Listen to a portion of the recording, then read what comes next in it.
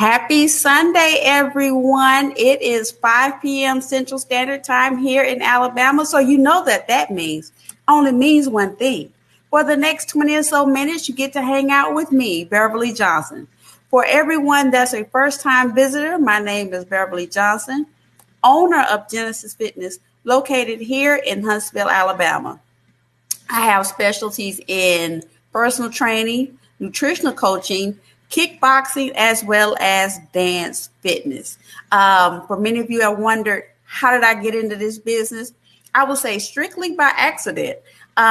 Years ago, I'd always been a student in class. And one day I worked up the confidence to go get my first license to teach dance fitness. And as everyone says, the rest is history. And most of that came out of, well, hey, Easy. And most of that came out of me having the courage to get out of my comfort zone and try.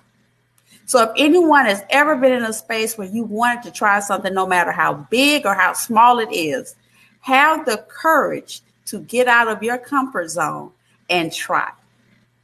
Now, I don't know about your area, but it has been raining since yesterday. And we are one notch under having ARCs come and pick us up. So I'm not going to be on long because I don't know what the weather's going to do later on. And for those that hear that strange sound in the background, my dog has decided right now she wants to drink all her water and eat her snack. Right. So what we're going to talk about today is a topic that you're going to hear me say throughout the conversation, to say it's very nuanced. And by nuanced, I mean there's no cut and dry solution.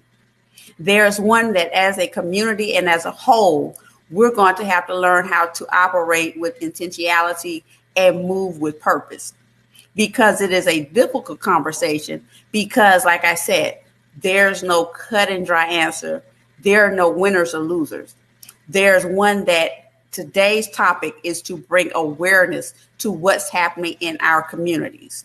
And when I say our, it is centered around the Black and brown communities. And that topic is childhood obesity. And I know many of you are wondering, why childhood obesity? Well, this month is Childhood Obesity Awareness Month. And that is to bring awareness to the disparities that are going on within our communities. And even before I started researching to verify what I already assumed, I knew many of those impacted would be targeted amongst the lower income, where income comes into play, location comes into play, housing comes into play, all these different things that even without me going into the facts, I knew all of these disparities would fall along the economic and racial lines. And then when I got into the research, it just further confirmed what I already knew. And it was saying that at this moment, and for me at this moment, I'm speaking in terms of where I'm located. And where I am located is in the South. In specific, I am located in Alabama. And in the research, it was showing that in Alabama, childhood obesity is at 20%. And normally across the South, childhood obesity is on the rise.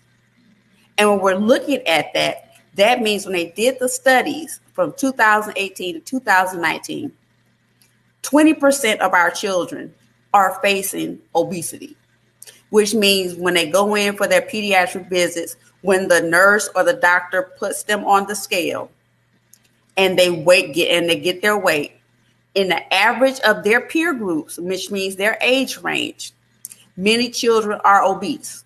So if they have if they weighed 100 kids that year, the average weight may have been for age 65 pounds.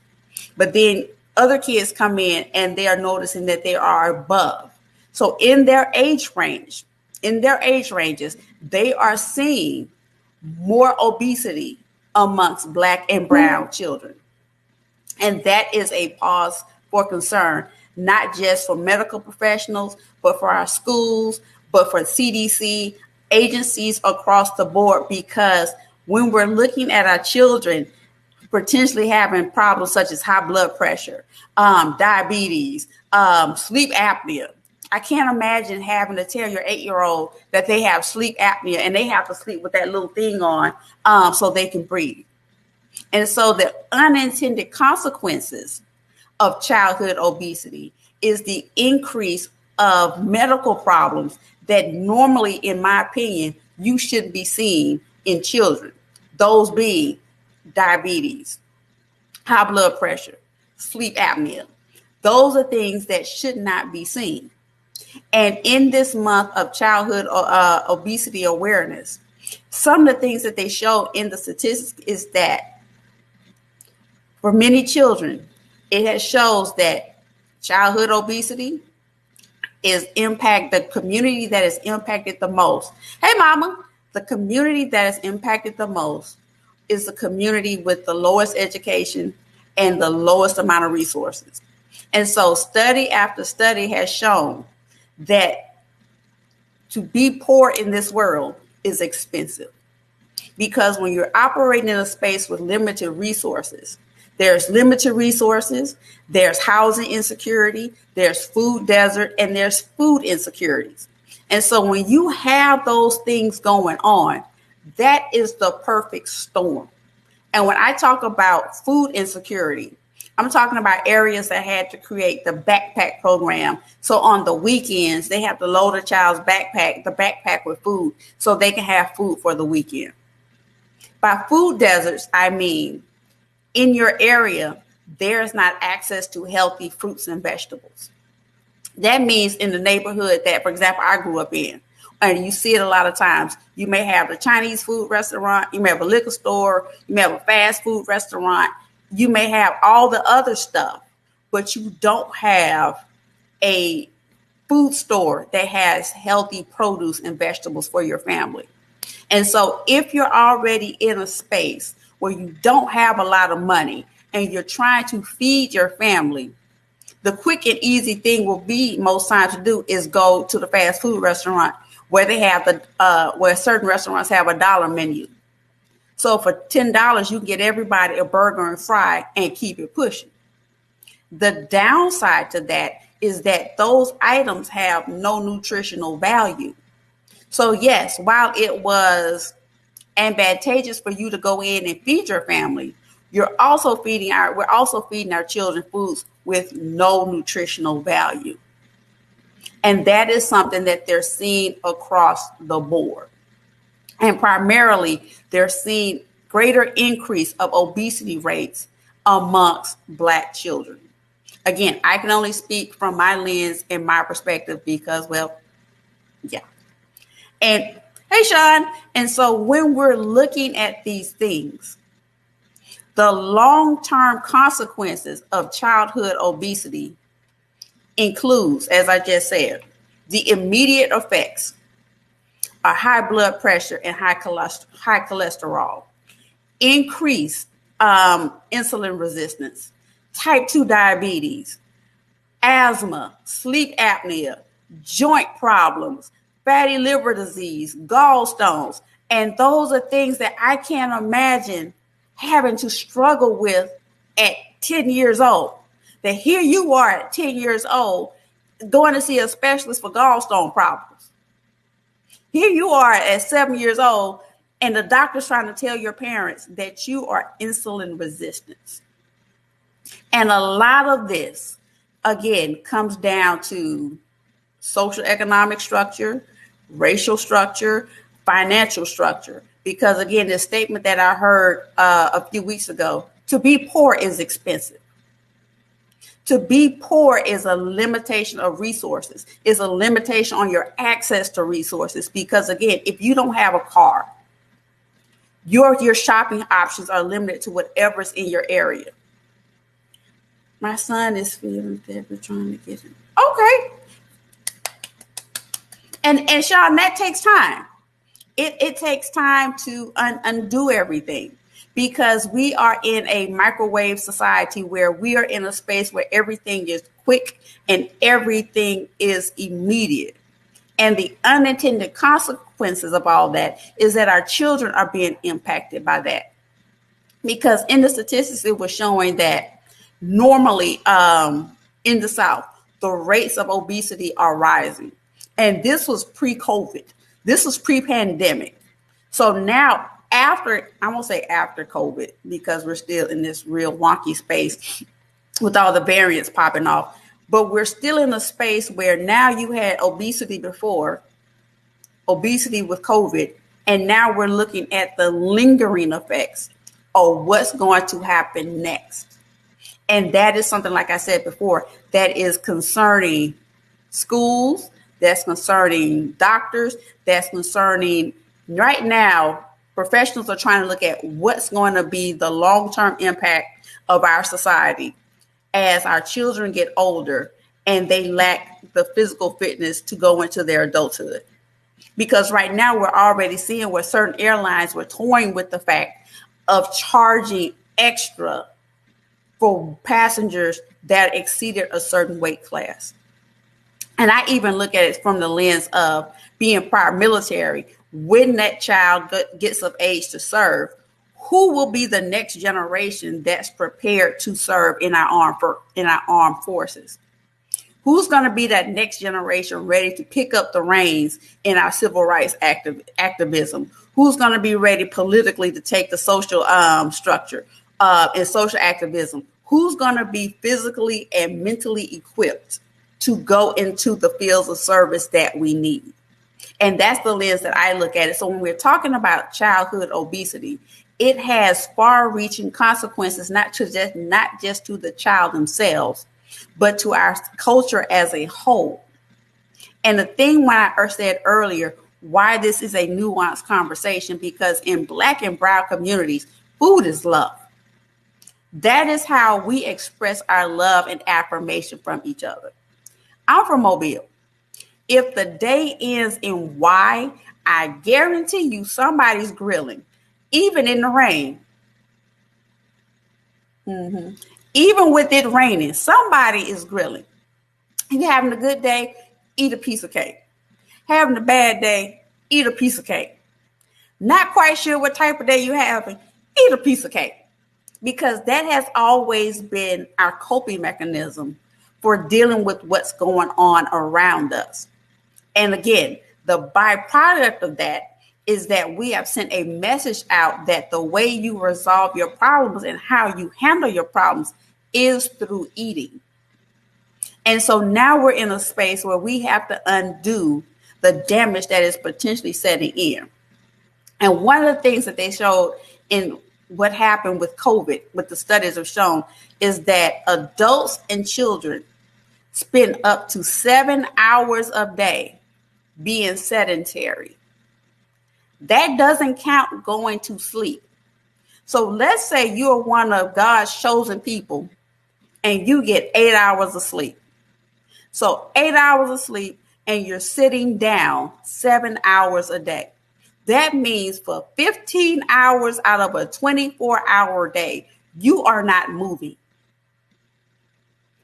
15 hours of your 24-hour day, you are not moving.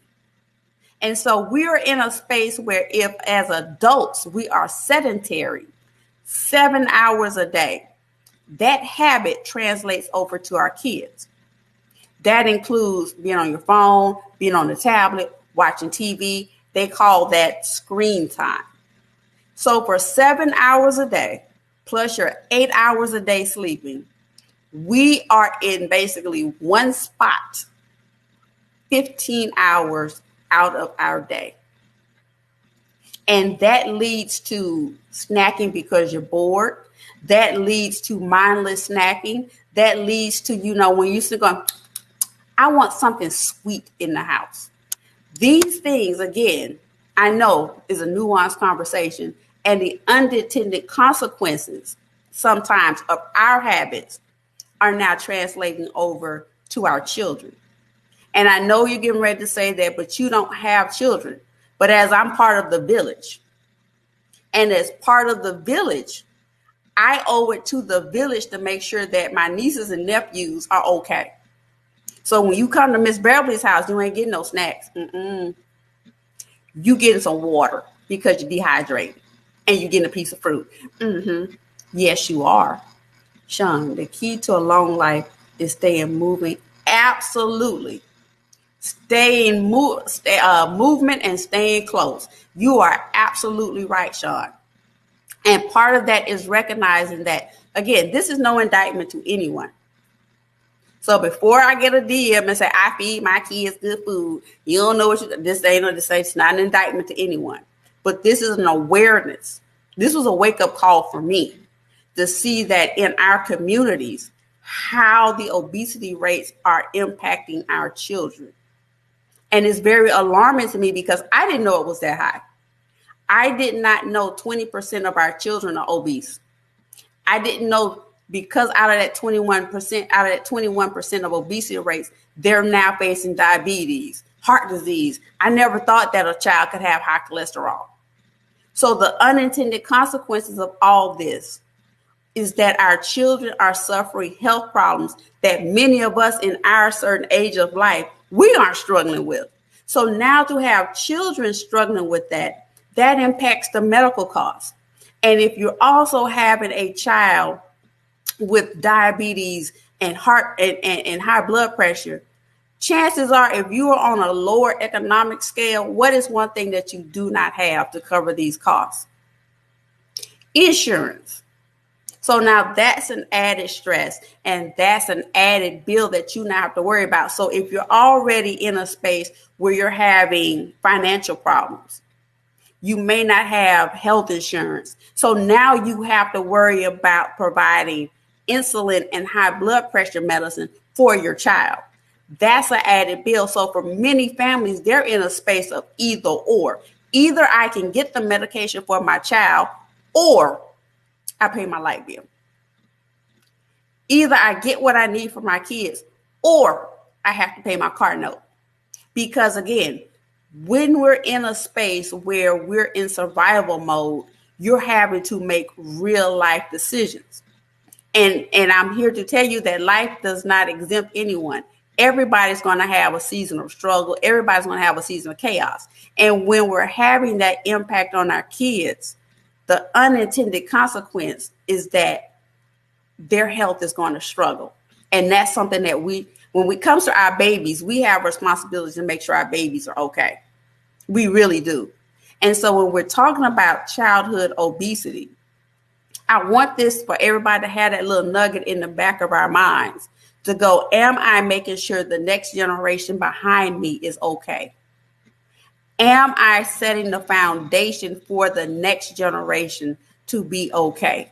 Because if we're not careful, our floor with the things that we have accepted will become their ceiling.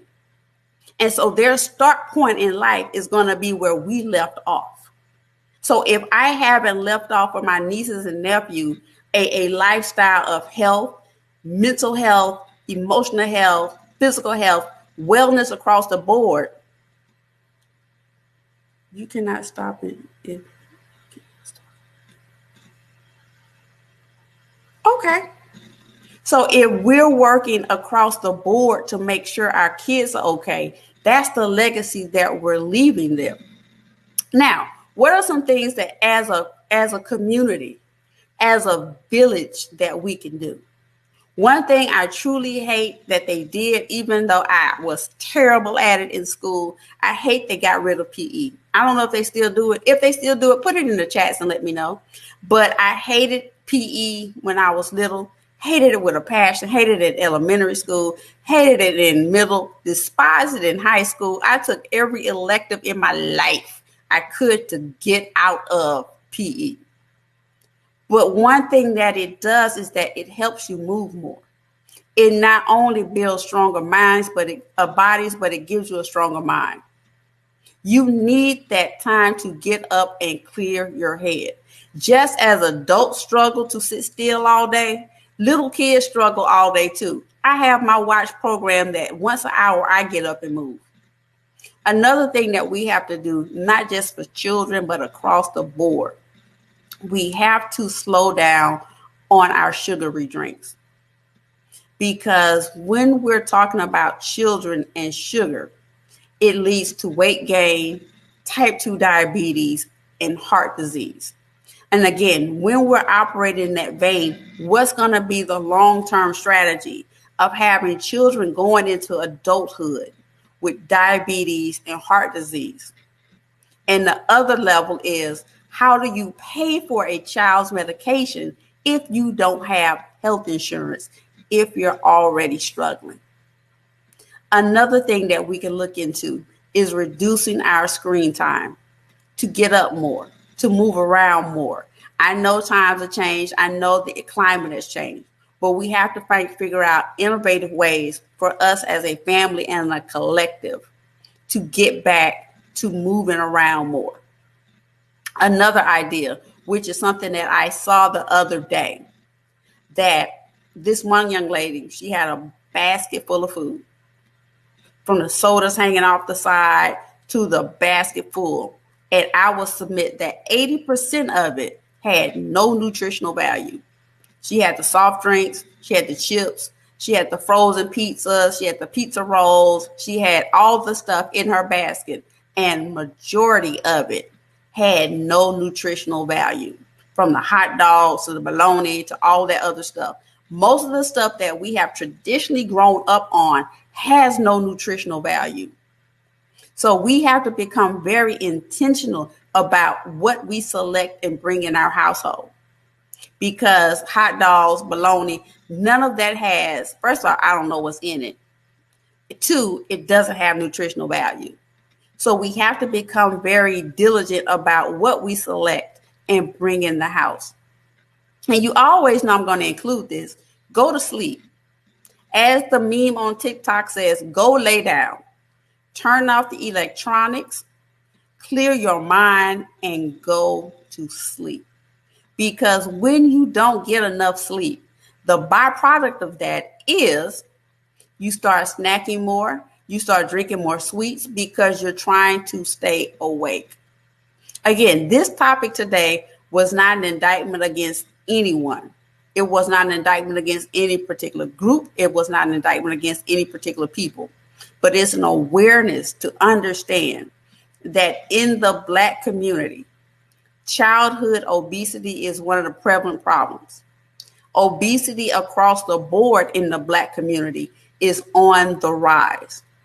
And the unintended consequences of our actions is now that we're seeing that happen, that being passed down in our children.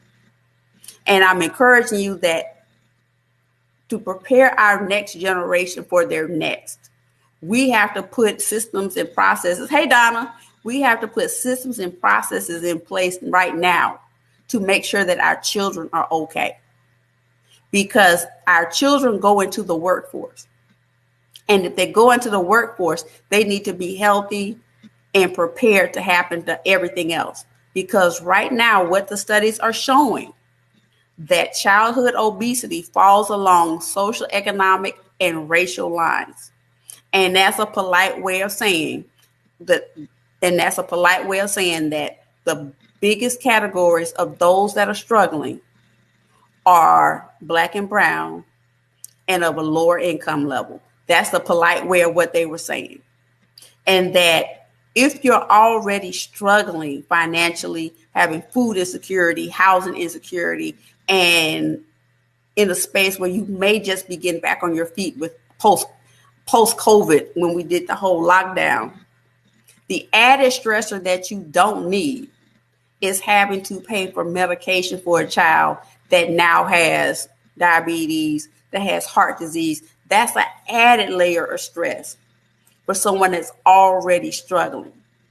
And so when we start looking at making sure that we take care of our families and our children, some initiatives that are starting to happen across, don't put the sad face. No, I mean, it is, but something that they're starting to implement is that states and agencies are starting to promote nutrition standards in early care and education.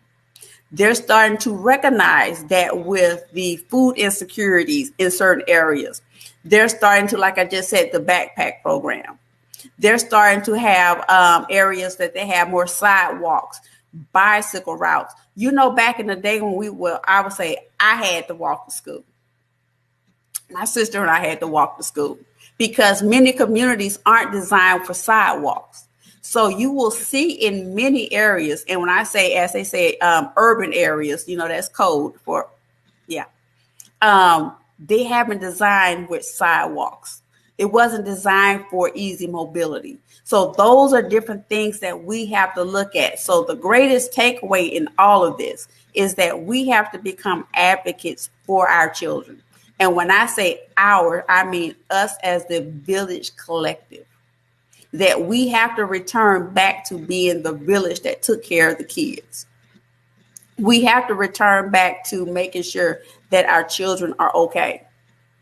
And that part of that also includes, as a village, that we are very intentional about the groceries and foods that we select to feed our kids. I remember when I was little, when we were little, pizza night was a treat for us. Pizza night was that thing where we knew on Friday night and maybe 2 Fridays and other Fridays we had homemade hamburgers. But those were the nights where we were like, we getting pizza. I don't know what we did to deserve it, but thank y'all for the pizza. Those were treats. And I recognize that in many homes, what was treats are now standards. And so we have to figure out, what do we have? Yes, Johnny, you remember pizza night. And I remember those nights where my mama's rule was the night she cooked, what she cooked is what she had. There was no option B. There was no option C. She was like, I made spaghetti. And she said, I don't want spaghetti. She was like, well, eat the noodles. And I know that time has changed. But we have to start getting away from serving foods that are so heavily processed and have no nutritional value. So yes, do you know my mama? Because that's exactly what she said, Donna. She said, too bad. I remember one night my sister did not want to eat and she turned the light off and went to sit down. Put the leftovers, and yes, Johnny, you are right. I remember one night my sister said, I'm not going to eat and you can't make me. And my mama went, tough for you. And she turned the light off and went, sat down and watched Wheel of Fortune. And she didn't bend. Now, again, I know that's a different generation. I know that's a different time. But what the moral of the story was, she made sure in all her business that we did have as nutritionally sound meals as possible. And that is something that I wish we would get back to, where we serve meals to our families that were as nutritionally sound as possible. Yes, hot dogs and sandwiches, good in a lurch, but our children need nutritionally sound meals where it's going to be filling, that's going to give them what they need. I have talked enough. I made somebody put a sad face, so that is my cue to go. I will be out for the next few weeks. I have some things to take care of, but I will be back the second Sunday in October. I don't know. I have to look, but I have to take care of a few things on the personal front.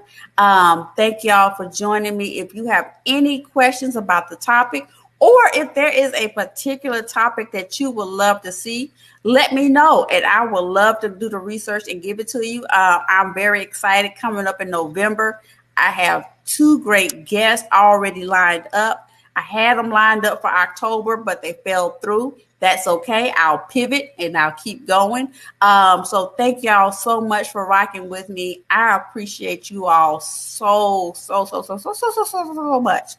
I thank y'all for this. Y'all just don't know. Last year we had a ball doing this, and we're going to keep going. So thank y'all. Have a great Sunday. And if you are in Northern Alabama, please stay dry. And if the ark, if y'all need to roll out on the ark, please come get me. Don't leave me. Don't leave me. So have a great weekend, and I will see y'all later.